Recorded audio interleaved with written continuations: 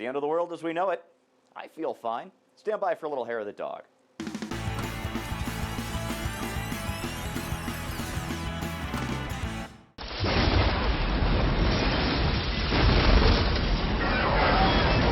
That's right, it's Armageddon if Democrats and Republicans can't reach a deal on the debt ceiling, and if there's no deal, Bob Schieffer knows who to blame already, because he's smart like that. Mr. Secretary, you say there has to be a deal, and the leaders know that, and the president knows that.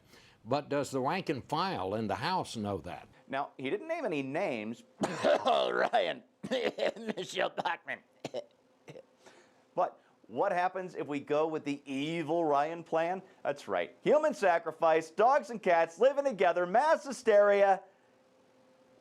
Well, not quite. Remember, in that proposal, when fully phased in, the average cost of Medicare for the average beneficiary, when fully phased in, would go up by $6,500 a year. That's like a $6,500 tax increase on elderly Americans. But for the same price, you know, Obama already cut $500 billion out of Medicare. But shh, that's not important right now. Sit down, shut up, be a good citizen.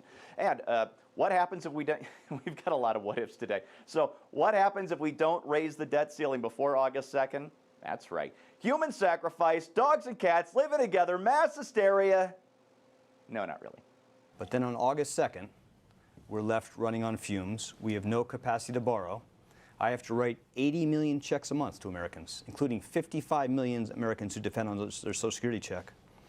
We have to make principal payments or roll over $500 billion in debt in the month of August. It took almost 3 years, but you know, I finally figured out who Tim Geithner reminds me of. Default's bad, Mmkay. Yeah. All right, so Tim Geithner made the rounds over to meet the press, and David Gregory had a tough gotcha question about entitlements. He really did. Watch this clip. Be clear about this, Mr. Secretary. Is the president willing to cut Medicare benefits in order to get this deal? The president is willing, he said this from the beginning, as part of a balanced, long-term budget agreement that gets our arms around this problem, brings this deficit down over time. In a balanced way, we have to try to find ways to get more savings across the government. I know, but I'm asking you a specific question. No, you including said that Medicare, Medicaid. Now, he wasn't clear on the whole Medicare thing, was he? Because if Geithner had told the truth, well, he knows what seniors would do to the president. Watch this next bit.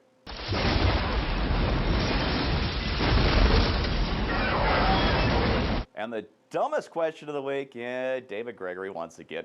Here he is in the second segment talking with Tim Pawlenty. I was looking this weekend at an editorial in the Register, and it has here at the end this question of how you distinguish yourself from the rest of the field. In a competitive race, they write, Pawlenty will need something to distinguish himself.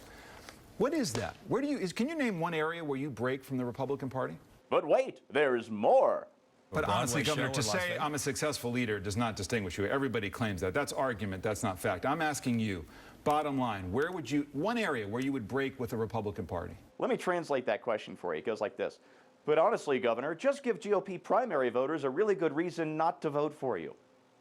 Dumbass. Oh, and that's enough to earn David Gregory this week's Eyebrow of Total Disdain. Let's go to Fox News Sunday with a revealing look at the Democrats' negotiating strategy. We've got Brett Baer with Democratic Congressman Javier Becerra. So why should Social Security, why should seniors have to pay to balance the budget through Social Security cuts? But it should be on the table. Okay, I would fight to take it off the table, but it should start off on the table, and then what should remain on the table are the things that really drove us into these deficits. You put your stuff on the table, so the GOP puts its stuff on the table, and then you take your stuff off the table and leave their stuff on the table. If you're still confused, here's a clarification from DNC spokesperson Lucy Van Pelt. Say, Charlie Brown, I've got a football. How about practicing a few place kicks? I'll hold the ball, and you come running and kick it. Oh, brother. I feel for you, Charlie. I really do. Let's finish up with this week. Top guest, White House Chief Richard Daley, and a tough question about Obama from Christiane Amanpour. Seriously, shut up. It could happen. And it really did. Watch. Why is it then that he came to it quite late. He didn't come to it Well, quite late. Not at all. he did come to the actual urgent, aggressive negotiations quite late. No, that's not true. He laid out a budget in February. He laid out in April. The Senate. Harry Reid's Democratic Senate rejected the February budget 97-0, and the April budget wasn't even a budget. It was a speech. It was a short speech without any numbers in it. That's like balancing your checkbook by telling your wife, there's money somewhere. It's okay, honey. Oh, don't try that, by the way.